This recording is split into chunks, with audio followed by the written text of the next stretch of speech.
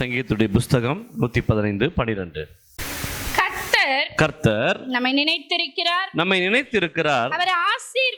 அவர் ஆசீர்வதிப்பார். இஸ்ரவேல்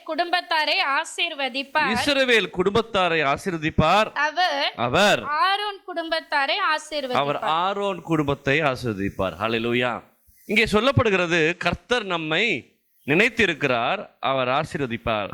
ஆண்டவர் நம்மை நினைவு கூர்ந்தால் மாத்திரமே, ஆண்டவர் நம்மை நினைத்தால் மாத்திரமே நம்முடைய வாழ்க்கையில் ஒரு பெரிய ஆசீர்வாதத்தை நாம் பெற்றுக்கொள்ள முடியும். அதுதான் இங்கே சொல்லப்பட்டிருக்கிறது. கர்த்தர் நம்மை நினைத்திருக்கிறார், அவர் ஆசீர்வதிப்பார். இஸ்ரவேல் குடும்பத்தார் என்ன பண்றாரா? ஆசீர்வதிப்பார். அவர் ஆரோன் குடும்பத்தையும் ஆசீர்வதிப்பார். அவர் நினைவு கூறுகிற கர்த்தராக இருக்கிறார். ஒருவேளை நம்முடைய வாழ்க்கையில் அநேக போராட்டங்கள் உண்டு, அநேக பிரச்சனைகள் உண்டு. அதன் மத்தியில் ஆண்டவர் ஒருவேளை ஒரு மைண்டு பண்ணாமல், அல்லது அதை பற்றி அவருக்கு தெரியும், ஆனால் அதன் மேலே ஒரு முக்கியமான ஒரு விஷயத்தை என்ன பண்ணல அவர். நம்ம பிள்ளைங்க நம்மகிட்ட நிறைய கேட்குறாங்க, எனக்கு அது வாங்கி கொடு, இது வாங்கி கொடு. நம்ம பிள்ளைங்க நம்மகிட்ட கேட்ட எல்லா விஷயம் நம்ம மைண்டில் இருக்கும். ஆனால் அந்தந்த டைமில் இவன் அன்னைக்கு கேட்டானே அப்படின்னு நினைவு கூர்ந்தால் மட்டும்தான் நம்ம வாங்க முடியும், வாங்கி கொடுப்போம் இல்லையா? கரெக்டு தானே? அதுக்குரிய காசு வந்ததுக்கப்புறம், அல்லது காசே இருந்தாலும் சொல்லிட்டு நம்ம வாங்கி கொடுக்குறதுக்கு மனசு இருக்காது. ஒரு பந்து கேட்டாலும் 10 நாள் 20 நாள் நம்ம சொன்னால் தான் நமக்கு ஒரு மைண்டு, நான் சில பேருக்கு அது வரும். அப்போ நினைவு கூர்ந்தால் மட்டும்தான் ஒரு அற்புதத்தை செய்யணும் அப்படிங்கிற ஒரு ஸ்டெப் என்னாகும், உண்டாகும். அப்படி ஆண்டவர் வேதத்தில் அநேகரை நினைவு கூர்ந்திருக்கிறாரு. அவர் நினைவு கூர்ந்ததுக்கப்புறம் என்ன மாற்றம் சம்பவித்தது என்று நம்ம பார்க்க போகிறோம். ஆதியாகமம் 8ஆம் அதிகாரம் 1ஆம் வசனம் வாசிங்களேன். தேவன் நோவாவையும் அவருடனே பேழையில் இருந்த சகல காட்டு மிருகங்களையும் நாட்டு மிருகங்களையும் நினைத்தருளினார். ஆமென். ஹல்லேலூயா. எப்போ நினைத்தருளினார்? அதுக்கு முந்தின அதிகாரத்துல கடைசியில பாருங்களேன், எத்தனை மாசம் அவங்க காத்திருக்கிறாங்க? ஜலம் பூமியின் மேல் 150 நாள் மிகவும் பிரகாசித்துக் கொண்டிருந்தது. தேவன் நோவாவையும் அவனுடனே பேழையில் இருந்த சகல காட்டு மிருகங்களையும் சகல நாட்டு மிருகங்களையும் நினைத்தருளினார். ஆமென். 40 நாள் இரவும் பகலும் மழை பெய்யுது. 40 நாள் பேழை கிளம்பியாச்சு. இந்த பேழை உள்ளே போகும்போது மேக்சிமம் எத்தனை நாள், ஒரு வருஷத்துக்குரிய ஸ்டோரேஜ் என்ன பண்ணியிருப்பாங்க, அவங்க வச்சுருப்பாங்க. இப்போ எல்லாத்துக்கும் வேணும், புல் எடுத்து வச்சுருப்பாங்க இல்லையா? ஆடு மாடுக்கு புல் எடுத்து வச்சுருப்பாங்க, அல்லது யானைக்கு, இப்போ மனுஷங்க இவங்க சாப்பிட்றதுக்கு. இந்த ஒரு வருஷம் ஒரு வேளை அவங்க எடுத்து வச்சப்போ மழை 40 நாள் இரவும் பகலும் பெய்யுது. இந்த பேழை அப்படியே தண்ணிக்கு மேலே மிதந்து போயிட்டுருக்குது. நோவாவுக்கு ஒரு வேளை அதுக்கப்புறம் 40 நாள் மழை பெஞ்சதுக்கப்புறம் 150 நாள், எத்தனை நாள் அந்த தண்ணி பிரவாகித்து ஓடுதான்.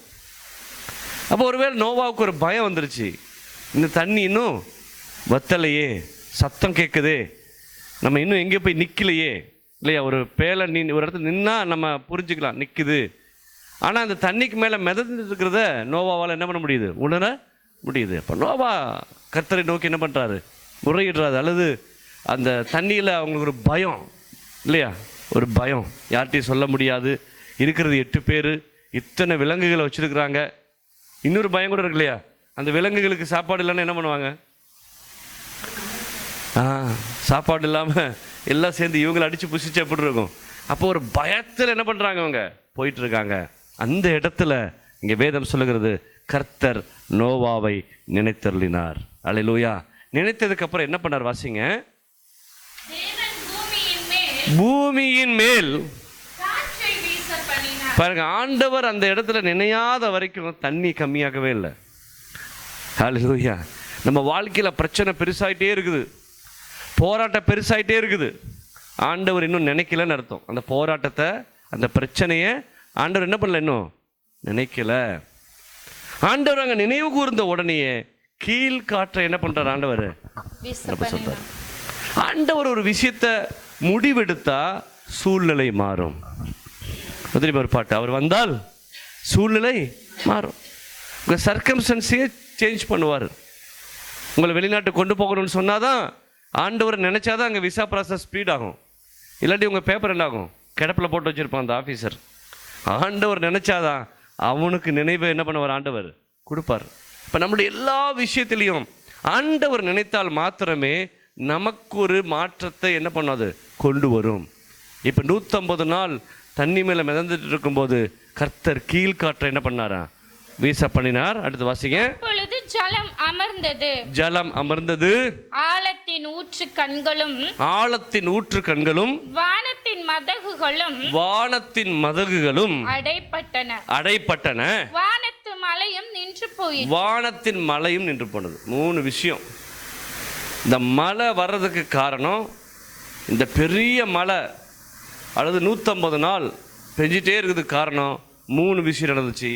கீழே பூமியில் நீரூற்றுகளை திறந்து விட்டார். என்ன பண்ணாரு? மேலே வானத்தின் மதகுகளை என்ன பண்ணிட்டாரு? என்ன பண்ணாரு? திறந்து விட்டார். வாசிக்கிறது. இப்ப ஆழத்தின் ஊற்று கண்களும் வானத்தின் மதகுகளும். அடுத்து மழை. 3வது மழை பெஞ்சிட்டே இருக்குது. இப்போ 3 ஸ்டாப் ஆகணும். இந்த 3 ஸ்டாப் ஆனதான் தண்ணீர் அமர்ந்து போகும். ஹல்லேலூயா. தண்ணீர் அமர்ந்து போகும். ஆண்டவர் கீழ்காற்றை வரவைத்தார். மழையை நிறுத்துவதற்காக கீழையும் மேலையும் மதகுகள் என்ன பண்ணார்? சேம் ப்ராசஸ் தான். வானத்தில் மதகுகள் இருக்குது, அங்கே திறந்தாதான் இங்கே மழை பெய்யும் இல்லையா? நம்ம மோட்ரு ஓவர்ஃப்ளோ கீழே கொண்டு என்ன பண்ணுறோம்? உடனே போய் சுவிட்ச் என்ன பண்ணுறோம்? ஆஃப் பண்ணுறோம். ஆண்டவர் எல்லாத்துக்கும் சுவிட்ச் வச்சுருக்காரு. அப்போ உங்களுடைய பிரச்சனைக்கு காரணம் என்னென்னு அவருக்கு தெரியும். இப்போ தண்ணி அமிழ்ந்து போகணும், அதை எப்படி சரிப்படுத்தணும்னு அவருக்கு தெரியும், நமக்கு தெரியாது. அப்போ உங்கள் ப்ராப்ளத்தை சரிப்படுத்துறதுக்கு ஆண்டவருக்கு தெரியும். ஆனால் நீங்கள் ப்ராப்ளம் சரி பண்ணுறதுக்காக நீங்கள் ஓடாதீங்க, ப்ராப்ளத்தை மாற்றுறதுக்காக ஓடாதீங்க. ஆண்டவரே என்னை நினைவு கூறுங்கன்னு சொல்லி நீங்கள் கேட்டீங்கன்னு சொன்னால் அந்த ப்ராப்ளத்தை இல்லாமல் ஆக்குவார். அல்லேலூயா. 2வது ஒரு ஆளை காமிக்கிறேன் பாருங்க. ஆதியாகமம் 30:22. தேவன் ராகேலை நினைத்தருளினார். அவளுக்கு தேவன் செவி கொடுத்து அவள் கர்ப்பம் தரிக்கும்படி செய்தார். இங்க லேயாள் ராகேல் 2 அக்கா தங்கச்சிங்க. லேயாள் மூத்தவள், ராகேல் இளையவள். இவங்க 2 பேர்ல யாக்கோபு அவங்களுடைய அத்தை பையன். இந்த யாக்கோபை திருமணம் பண்ணுறதுக்கு இந்த யாக்கோபு சிநேகிச்சது ராகேலை. இந்த யாக்கோபு ஒரு 7 வருஷம் உயிருக்கு உயிராக சிநேகிச்சது யார்? ராகேலை. ஆனால் கல்யாணம் பண்ணும்போது மாமா ஒரு திருட்டுத்தனம் பண்ணி, நம்ம கல்யாணம் முஸ்லீம் கல்யாணம் மாதிரி தான், என்ன பண்ணாங்க? பர்தாவை போட்டு ராகேலுக்கு பதிலாக யார் அமுச்சு விட்டுட்டாரு? லேயால் அமுச்சு விட்டாச்சு. காலையில் பார்க்கும்போது ராகேல் இல்லை, யாராக இருக்குது? லேயால் இருக்குது. இப்போ மாமாட்ட போய் சண்டை போடுறார். இப்போ மாமா சொல்கிறார், பரவாயில்ல, நான் ராகேலையும் உனக்கு கல்யாணம் பண்ணி கொடுக்குறேன், இன்னும் 7 வருஷம் எனக்கு அடிமையாக வேலை செய்ய. அப்போ முதல் 7 வருஷமும் ராகேலுக்காக தான் வேலை பார்த்தான். அடுத்த 7 வருஷமும் வேதம் சொல்லுகிறது யாக்கோபுக்கு இந்த 7 வருஷம் ஒரு நாள் போல் இருந்துச்சான். அந்த காதல் மயக்கத்தில் எப்படி இருந்தாரா? 14 வருஷமும் ராகேலை கல்யாணம் பண்ணுறதுக்கு. ஏன்னா ராகேல் மிகவும் ரூபவதி, மிகவும் சௌந்தரியம் உள்ளவள். ராகேல் மேலே ரொம்ப இஷ்டம் யாக்கோபுக்கு. அப்படியே மயங்கி அந்த 14 வருஷம் அவளுக்கு ஒரு நொடி பொழுதுல மாறி போனதமாக ஆயிடுச்சு. 14 வருஷம் கழித்து கல்யாணம் பண்ணுறாரு. இன்னொரு 7 வருஷம் மாமனுக்காக என்ன பண்ணுறாரு? அடிமையாக இருக்கிறான். 21 வருஷம். வேதம் சொல்லுகிறது யாக்கோபு ஒரு பெண்களுக்காக 20 வருஷத்தை வீணடிச்சு தான் போட்டிருக்கு. 20 வருஷத்தை ஒரு பெண்களுக்காக என்ன பண்ணிட்டான்? வீணடிச்சிட்டான். அப்போ அந்த 20 வருஷமும் அவன் லேயாலை நேசித்து பண்ணலை, ராகேலை நேசித்து பண்ணினான். இப்போ லேயாளுக்கு ஒரு கண்ணீர், ஆண்டவரே இவர் என்ன சிநேகிக்கிறதே இல்லை, என் மேலே விருப்பமே இல்லை, என் தங்கச்சி தான் சிநேகிக்கிறாருன்னு சொன்னோன்னே ஆண்டவர் ராகேலுடைய கர்ப்பத்தை அடைச்சிட்டு லேயாளுக்கு பிள்ளை பாக்கியத்தை கொடுத்தாரு. லேயாளுக்கு 4 பிள்ளை பெற்றுச்சு. லேயாள் வெரி ஹாப்பி. யோசித்து பாருங்களேன். இன்னொன்று ஒரே வீட்டில் 2 ஒய்ஃப் இருக்கும்போது ஒரு ஒய்ஃபுக்கு தான் குழந்தை இருக்குதுன்னு சொன்னால் ஹஸ்பண்டுக்கு என்ன பண்ணும்? ஆட்டோமேட்டிக்காக லேயாள் மேலே ஒரு அட்ராக்ஷன் வரும். ஏன்னா இந்த பிள்ளைங்க யாருடைய பிள்ளைங்க? லேயாளுடைய பிள்ளைங்க. இப்போ இவளுக்கு பயங்கர பிரச்சனை. என்ன சிநேகிக்கிற என்னுடைய கணவர், ஆனால் எனக்கு பிள்ளை இல்லாததுனால நான் துக்கப்படுறேன்னு சொல்லும்போது கர்த்தர் ராகேலை நினைவு கூர்ந்தார். அல்லேலூயா. அப்போ ஆண்டவர் ராகேலை நினைவு கூர்ந்து என்ன பண்றார்? வாசிங்க. நினைத்தருளினார். அவளுக்கு தேவன் செவி கொடுத்து அவள் கர்ப்பம் தரிக்கும்படி செய்தார். ஆமென். இவ்வளவுதாங்க. ஆண்டவர் நினைத்தால் உன் அற்புதம் நடக்கும். ஆண்டவர் நினைக்கணும் நம்ம வாழ்க்கையில. ஜஸ்ட் உங்க மேல என்ன பண்ணணும்? ஒரு கரிசனை வைக்கணும், உங்களை நினைக்கணும் ஆண்டவர். அப்ப மூணாவது ஒரு விஷயம் பாருங்க, அதுலயே யாத்திரையாகமம் 2:25, தேவன் இஸ்ரவேல் புத்திரரை என்ன பண்ணாரா? கண்ணோக்கி பார்த்தாரா? தேவன் அவர்களை நினைத்தருளினார். அதுலயே 6:5 வாசிங்க. 6ஆம் வசனம், 6ஆம் அதிகாரம் 5ஆவது வசனம்.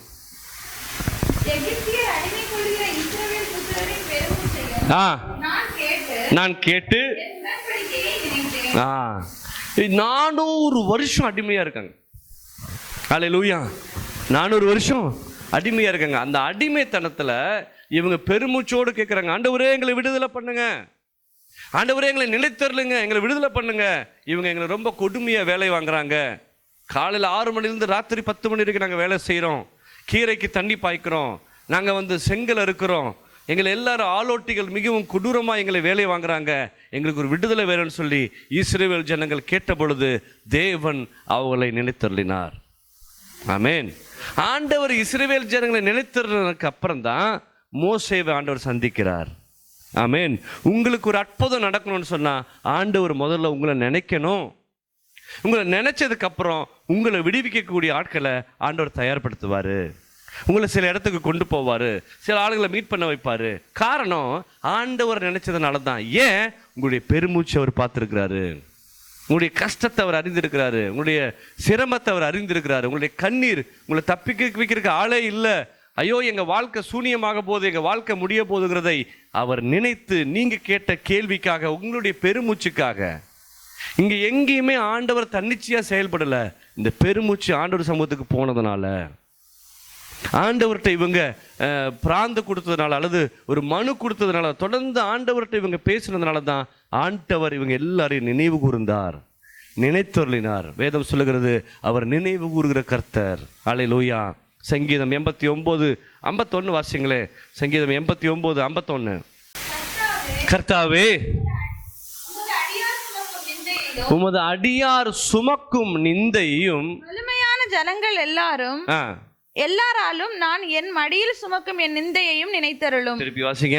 கர்த்தாவே உமது அடியார் சுமக்கும் நிந்தையையும், உமது அடியாராகிய நான் சுமக்கும் நிந்தையும் வலிமையான ஜனங்கள் எல்லாராலும். யாரால? சாதாரண ஜனங்கள் அல்ல, வல்லமை பொருந்தியவர்கள். நம்ம குடும்பமா இருக்கலாம், நம்முடைய மேல் அதிகாரியா இருக்கலாம், அல்லது கணவனா இருக்கலாம், மனைவியா இருக்கலாம். அவங்க வலிமை புரிந்தவர்களா இருக்கிறதுனால என்ன பண்றாங்க? நிந்தை ஆளுகை செய்கிறதுனால நான் நிந்தைக்கு என்ன பண்றேன்? நிந்தைக்கு உட்படுத்தப்படுகிறேன். வாசிங்க. கர்த்தாவே உமது அடியார் சுமக்கும் நிந்தையையும், உமது அடியார் சுமக்கும் நிந்தையையும் வலிமையான ஜனங்கள் எல்லாராலும் நான் என் மடியில் சுமக்கும் என் நிந்தையையும் நினைத்தருளும். என் மடியில் நான் சுமக்கும் என்னுடைய நிந்தையையும் நினைத்தருளும். ஆமென். ஒரு விஷயம், எல்லாரும் கண்களை மூடி தேவ சமூகத்தில் எதிர்த்து நின்று உங்க மனசுல சொல்லுங்க, அடியா ஆண்டவரே நான் சுமக்கும் நிந்தையை கண்ணோக்கி பாருங்கப்பா. அடியாராகிய நான் சுமக்கும் நிந்தையை கண்ணோக்கி பாருங்க. ஆண்டவர் நினைச்சால் எல்லாம் மாறும். 150 நாள் சமுத்திரத்தில் தண்ணீருக்கு மேல் சுற்றி திரிந்த இந்த படகை, வேலையை ஒரு இடத்தில் அமர பண்ணுவதற்கு அவர் நினைத்தார், அவர் நினைவு கூர்ந்தார். ராகேலுக்கு பிள்ளை இல்ல, வெகு நாளா காத்திருந்தார். அவருடைய கண்ணீரையும் அவருடைய சிறுமையையும் பார்த்து ராகேலை நினைத்தருளினார். நான் 1 வருஷம் அடிமையா இருந்த இஸ்ரவேல் ஜனங்களுடைய கண்ணீரையும் பெருமூச்சையும் பார்த்து ஆண்டவர்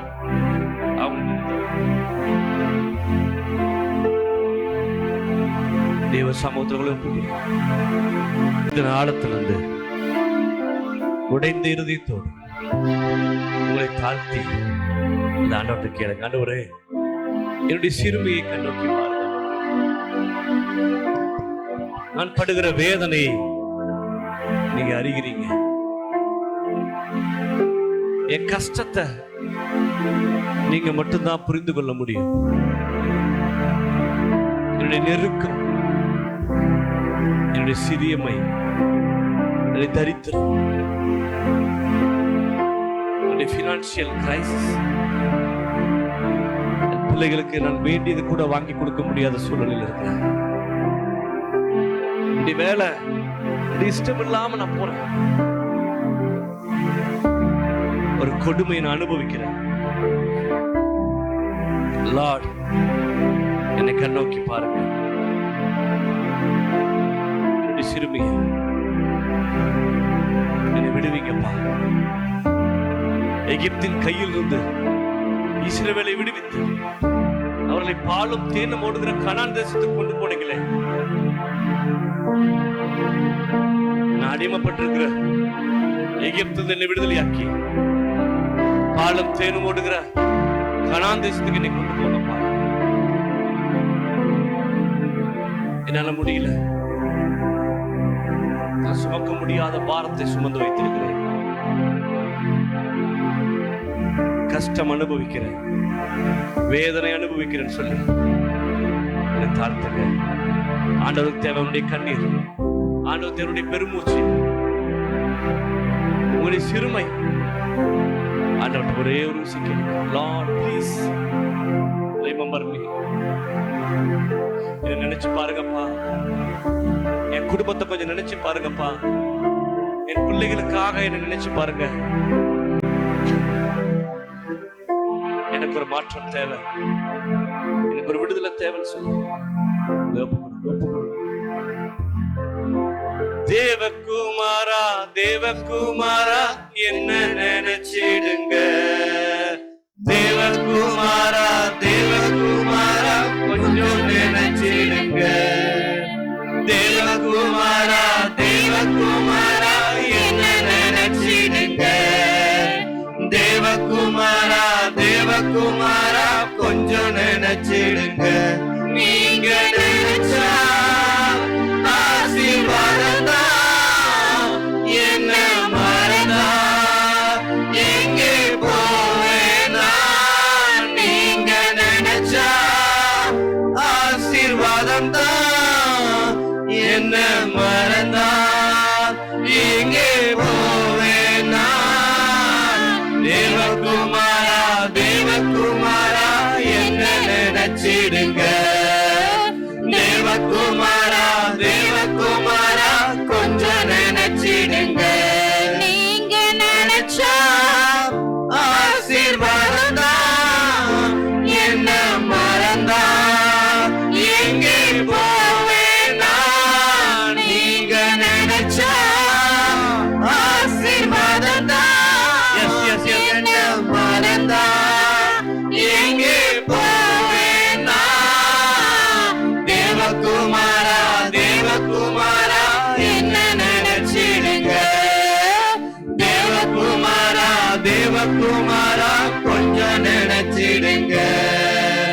தேவகுமாரா, தேவகுமாரா, என்ன நினைச்சிடுங்க. தேவகுமாரா, தேவகுமாரா, கொஞ்சம் நினைச்சிடுங்க.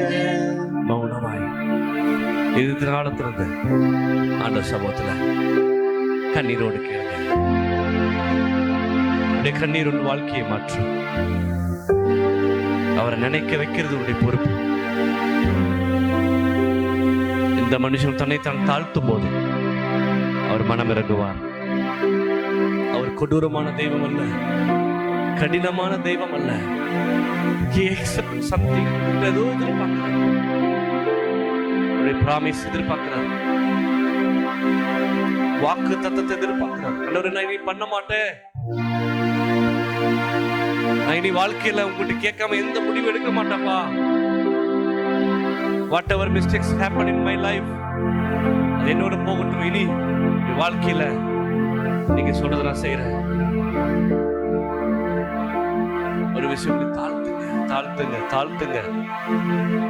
எவ்வளவுக்கு எவ்வளவு நீங்க தாழ்த்துறீங்களோ அவ்வளவுக்கு எவ்வளவு ஆண்டவர் உங்களுக்கு மனமருகுகிறவராயிருக்கிறார். ஒரு விஷயம் ஒப்பு கொடுப்போமா, ஒப்பு கொடுப்போமா. பரிசுத்தமான நல்ல பிதாவே, ஆசீர்வதிக்கப்பட்ட கால வேளைக்காய் நன்றி செலுத்துகிறோம். முதல் மாதம் அன்றுவரை இந்த 6வது மாதத்துல முதல் தேதியில நாங்கள் வந்து இருக்கிறோம்ப்பா. எங்களை நினைத்திருந்துங்கப்பா. என்னுடைய சிறுமையை நினைத்து பாருங்க, என்னுடைய கஷ்டத்தை நினைத்து பாருங்க, பொருளாதார தேக்கத்தை நினைத்து பாருங்க. எல்லாவற்றையும் நினைத்து தேவன் எங்களுக்கு அற்புதத்தை செய்வீராகப்பா. தேவநாம மகிமைப்படட்டும்.